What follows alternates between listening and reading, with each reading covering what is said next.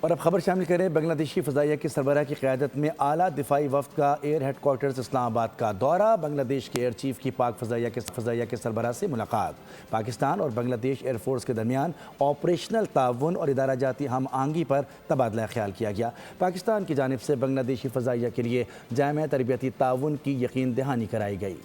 بنگلہ دیش کی فضائیہ کے سربراہ کی air chief marshal Zaheer Ahmed Babar Sidhu سے ملاقات، دونوں ممالک کے فضائی افواج کے درمیان دفاعی تعاون کو مزید مضبوط بنانے پر اتفاق۔ ایئر کوارٹرز آمد پر مہمان ایئر چیف کو گارڈ آف آنر پیش کیا گیا۔ ISPR کے مطابق ملاقات میں تربیتی مشقوں، استعداد کار اور ایرو اسپیس صنعت میں تعاون پر تفصیلی تبادلہ خیال کیا گیا۔ دو طرفہ دفاعی تعاون کو مزید وسعت دینے کے عزم کا بھی اعادہ۔ ایئر چیف نے بنگلہ دیشی فضائیہ کو پیشہ ورانہ تربیت میں مکمل معاونت کی یقین دہانی کروائی۔ سپر مشاق تربیتی طیاروں کی فراہمی کے عمل میں تیزی اور مکمل تربیتی اور لاجسٹک سپورٹ فراہم کرنے کا اعلان بھی کیا۔ بنگلہ دیش کے ایئر ڈیفنس سسٹم کو مضبوط بنانے کے لیے ریڈار سسٹم کے انضمام پر بھی مشاورت ہوئی۔ GF-17 تھنڈر طیاروں سے متعلق ممکنہ تعاون اور شراکت داری پر تفصیلی گفتگو ہوئی۔ بنگلہ دیشی وفد کا national ISR and integrated air operations centre اور PF سائبر کمانڈ کا بھی دورہ۔